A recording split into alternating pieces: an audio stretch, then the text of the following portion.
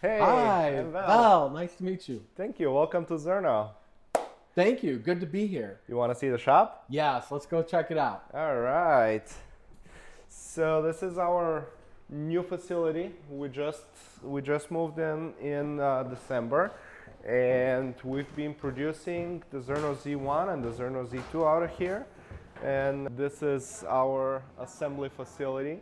So the final touches on the grinders are applied here. These are our Z1s ready to ship. So we got them made, finished, and most of them are customized. So these are already cleaned by somebody. They're gonna get their wood accents, then they're gonna get packaged, and then they're gonna get shipped. Now on this side, we have the latest grinder of ours, and that's the Z2. Z2. Yeah, so a lot of our accent pieces are over here. They're made out of wood. Well, most of them. We offer all sorts of different customizable accent pieces. Nice, nice. What kind of woods do you offer?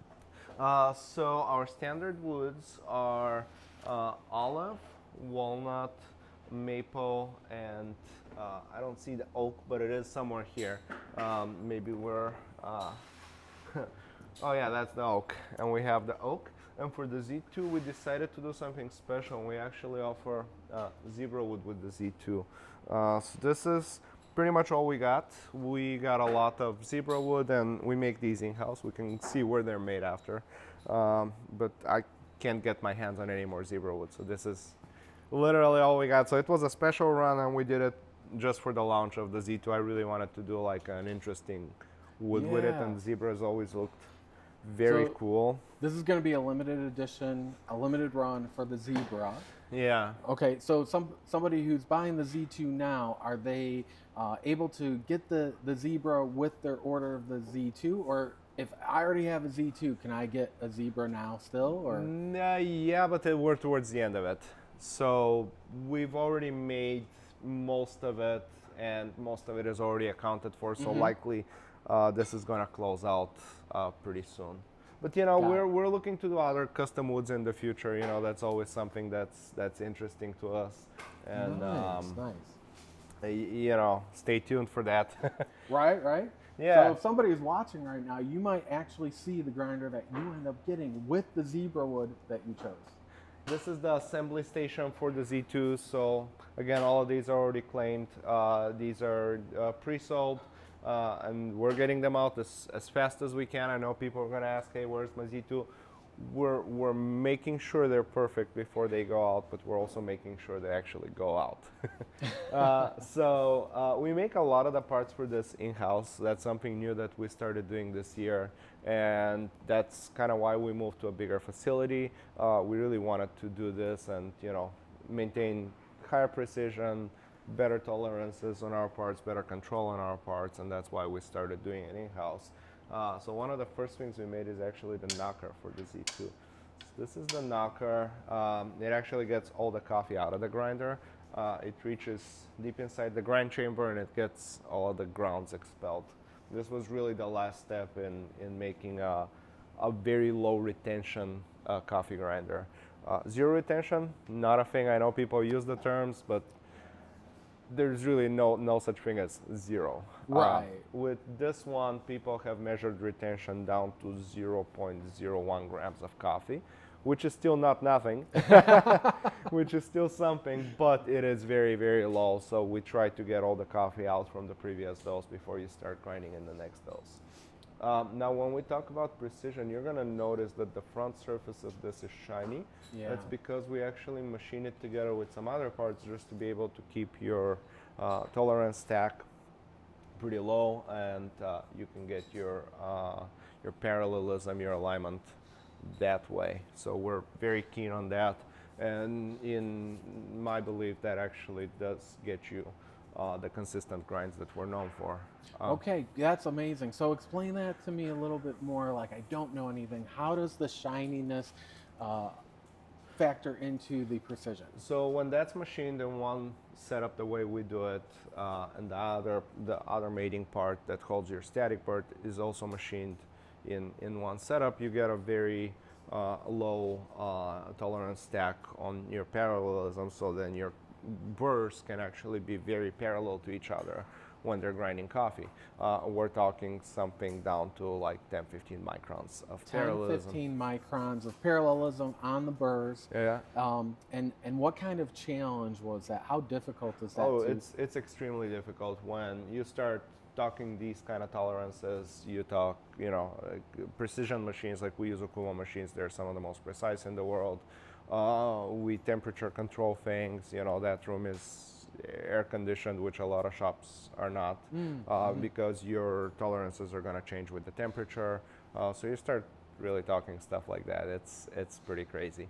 But we're able to maintain it, and we're able to maintain it across a lot of coffee grinders, which again, we want consistency, shot to shot. We want people to be able to dial it in and sort of know what they're getting at that dial-in point. So that's really why we're focusing on that so much. Yeah, the adjustment on the front of the Z2, it is a really smooth adjustment. Yeah. It's brass on anodized aluminum contact, and it is very smooth, very precise. This one is graduated in 1,000 microns. We always graduate our stuff in microns just because it gives you a good reference to what it actually is.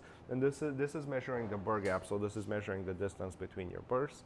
It's not necessarily what your particle size is going to come out to be, but it's just the distance between the burrs, so it sort of gives you an idea of what you're going to get.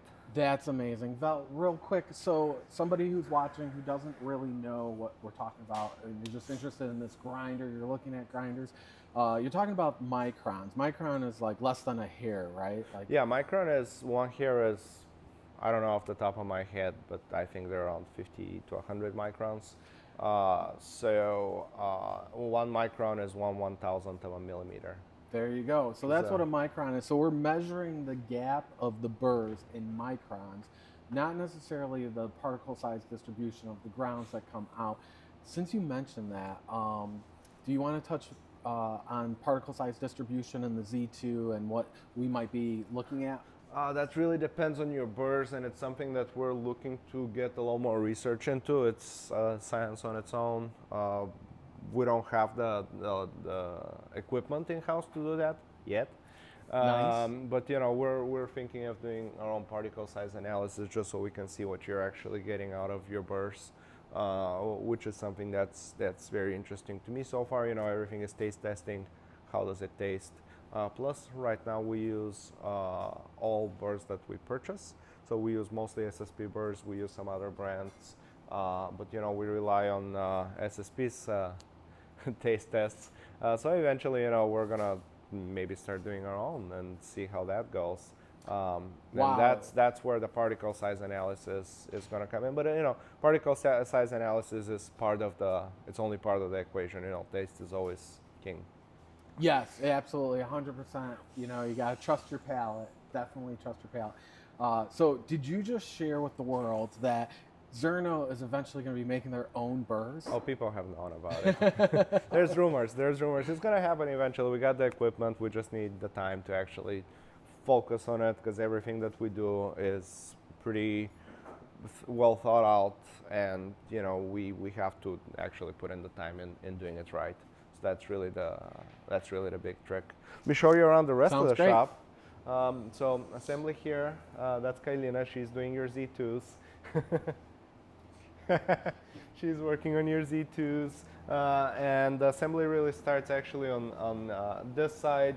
So we do press fit. We actually freeze these with dry ice to fit them together. It's a pretty cool process. We don't have any today because we assembled them in batches. So this to fit this together? The shafts actually get freezed in dry ice, and then we drop the bearings in, so the shafts shrink. It's a pretty good amount that they shrink. I've measured it to actually about 50 microns that they shrink, and then the bearing drops in, and then it expands when it expands, and it's really in there. Wow. So that's something else that we do. These are the white Z2s. Everybody's asking for them right now. We have made some, and we're still making a lot more. We don't own finishing in-house, and they're really looking phenomenal. So we do Cerakote, and you can actually see it in here. So we Cerakote our own parts. We do a gray undercoat, and then we do a white coat over that. And they look absolutely phenomenal. We have an industrial size oven that can keep temperatures down to 1 degree. It's a baked on ceramic finish. A baked on ceramic finish, that's amazing. One of the most durable finishes out there that you can get as far as a sprayed on finish. We like it because of the durability, and it actually looks good, you know, for a premium product. Absolutely. If you follow me this way, we have metalworking, we have paint prep here, and over here is woodworking. And we make our own wood parts, so they come in on a pallet like this. We always hand select the wood actually, so we go in to a local vendor and we go through whatever woods that they have in stock. So we're gonna select our walnuts, our zebras, our olive, and this is, by the way, Is really this a zebra? This is zebra, and this and that I think is the last zebra that I see. Again, we hand select our wood. All of this is coming from a local wood supplier, and we go in, we go through every single board, we pick them out, and then they actually deliver them to us. They're nice enough to deliver them to us. Nice. We store them here. We usually acclimate them for about a month. Oh. It really helps with stability, and then we actually make the accent pieces. This is, I think, our last zebra wood over here. I mentioned that, you know, can't really get our hands on anymore. The store is out. It's one of the tougher ones to get, so we're probably gonna end it there with the zebra, even though it is absolutely beautiful. Yeah. Olive is also kind of hard to come by. The way I understand olive wood is made is it comes from Italy, and whenever the olive woods have the olive trees have some issues, Okay. we get olive wood.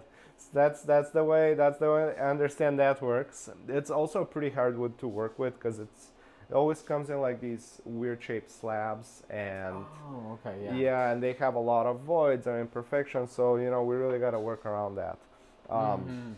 Again, an exotic wood. It looks really nice when it's finished.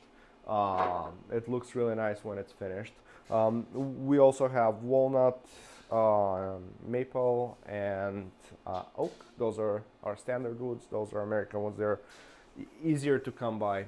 You know, always wood looks different. So when I go to pick wood, I try to make sure that I get like similar looking slabs, just so we can get sort of a consistent product out there. But you know, they're all gonna vary. They're all gonna have different shades and different patterns and whatnot. You know, it's a natural product.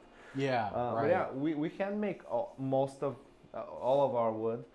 They really come out of the CNC looking like this. And after that, we sand them by hand. We sand both sides. We sand the side over here, and then we hand apply the low chamfer. So all that process is actually done by hand, and it's been done by hand since the start. And it's really it really helps with getting like a really nice piece out there like this zebra over here. So this is a finished product, and we laser etch it on the back with the type of wood it is, and with our brand. Yeah, all of it actually comes out of the CNC looking like this. So this is one of the slabs that comes out of the CNC. Looks like this. So then we chisel it out, and then we give it a little more sanding. We sand with Festool's, their German tool, and we also use their sandpaper. It's actually pretty nice, and it does contribute to the finish that we get. We sand to a pretty high grit, so we can get that nice smooth finish out of our wood pieces. Yeah. And with that, we can move out, and we can see our metalworking equipment. And then I noticed this too. So Oh yeah, so we test fit every piece. yeah, no, that's awesome. So this one's probably an off piece. Okay, yeah. Or it could be, if you want to try it now. We have a different size funnel. So this is our V2 funnel. I don't see our V1 funnel. It's probably somewhere, but we have like one of everything. There we Oh, go. that's for the perfect. V2. Yeah. So we have one of everything on hand. So like the person that's hand making this can actually go in and test fit it. I mean, who does that? That's amazing. That's I mean, okay, guys, they're taking the wood, they're making it, and then they're making sure that it's perfect. I mean, thank you. Of course, and wood does move, so we give it a little bit of wiggle room because initially when I made the very first grinders, I made them a little too tight. So the wood did get stuck in them, like in the very first ones I ever made. And we have little holes on the back of one of the pieces so you can pop them out. But now we actually make the wood a little smaller because we do ship worldwide. And you never know where it's going to end and in what kind of climate the wood is going to end up in. And wood moves a lot. Actually, it moves a surprising amount. And it's going to actually expand and shrink. And that's why we make them a little bit smaller, just so you actually can keep on using it for years to come. For years to come. Yeah. So this is something new to us, metalworking, and it's something that I've been really wanting to do in this new place. It's one of the reasons why we got a bigger place, so we can actually start manufacturing our own stuff. So these two machines are new to us. This one we got in, I think, September-ish. We got in September-ish, and it's been making a lot of the Z2 parts, everything that's shipped out with the Z2, not everything, but like a lot of the precision parts inside of the Z2 have been made on this machine. Again, it's a Japanese lathe. It holds tolerances down to a few microns across many different parts. It makes our spindles, it makes our chutes, it makes our threaded parts. The adjustment parts are made on this machine as well. So I actually show you a little bit messy over here, but we're getting there. So the spindles start like this, and then the end product actually looks like this.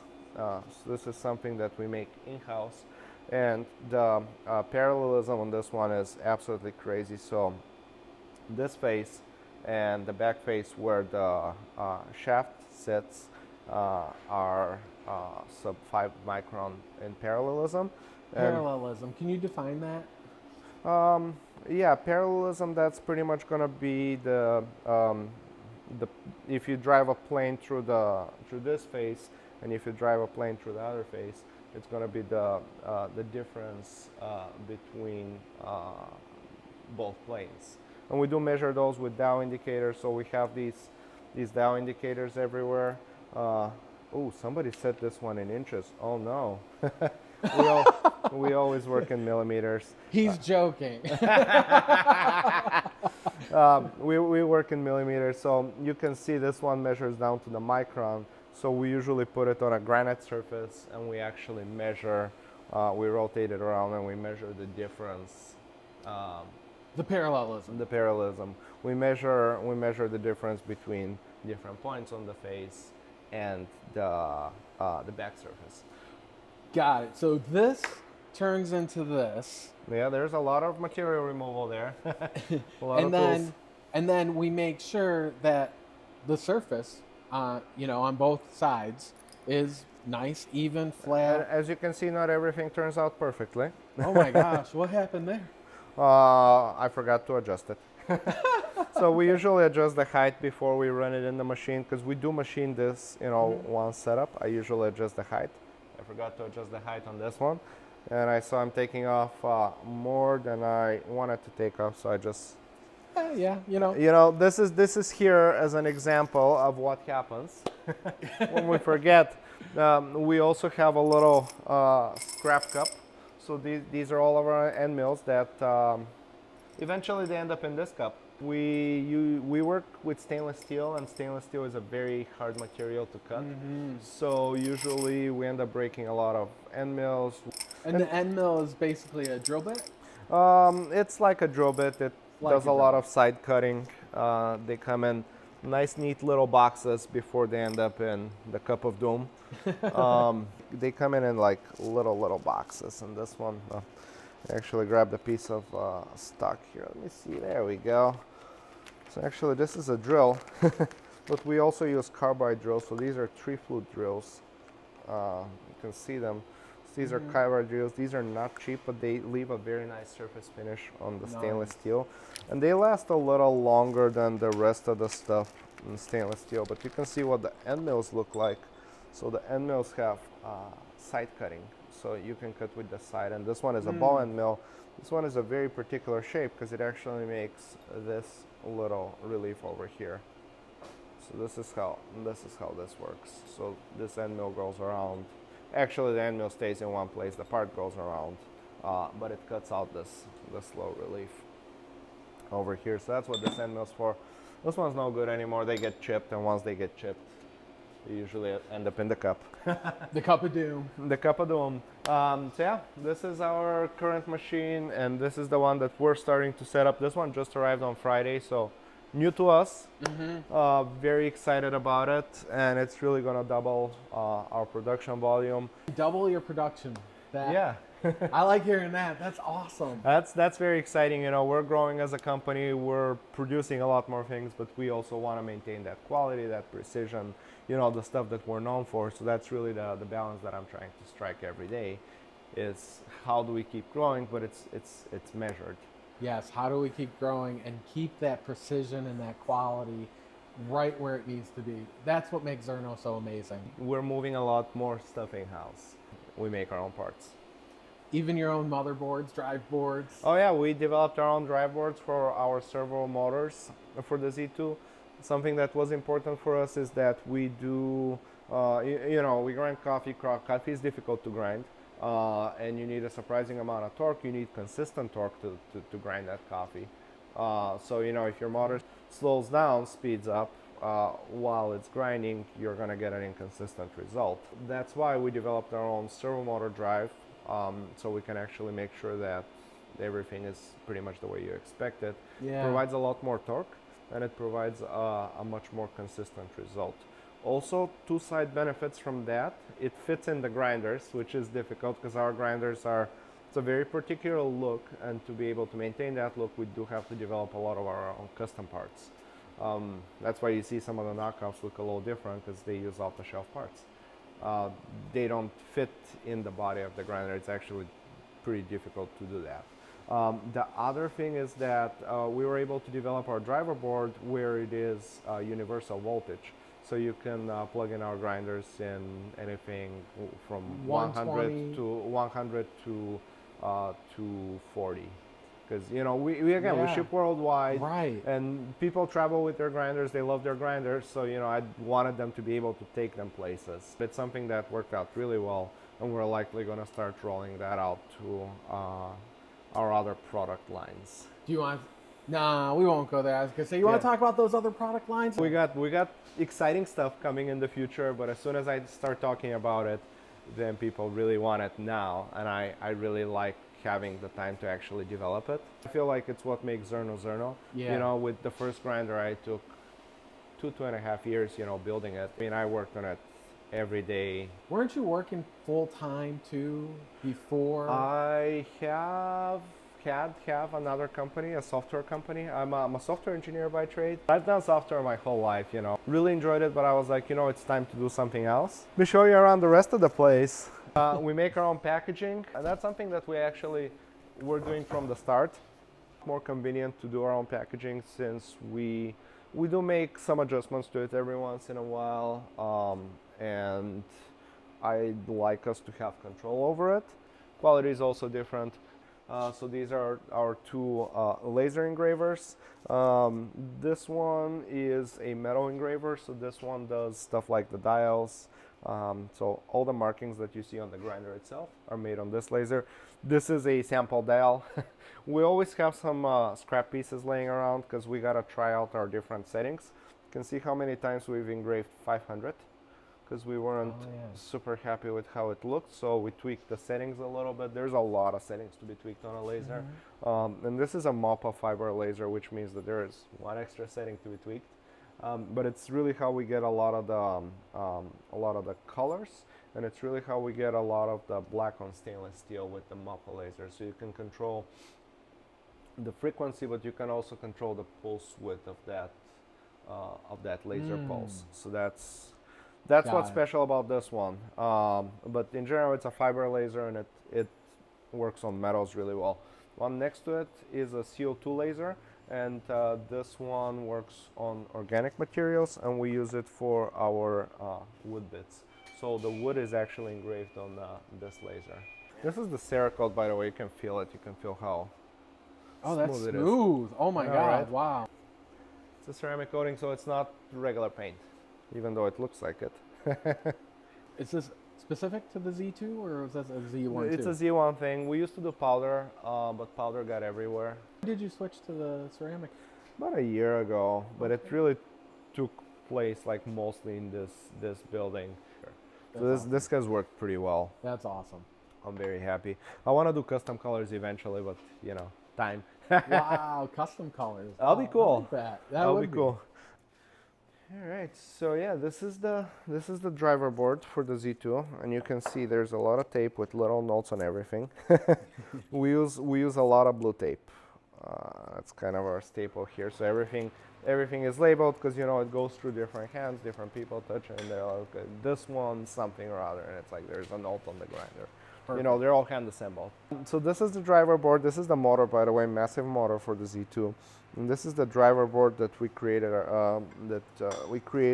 It does have a little Zerno logo on it, and this is something that's unique to the Z2, and it's going to be a part of our patent as well.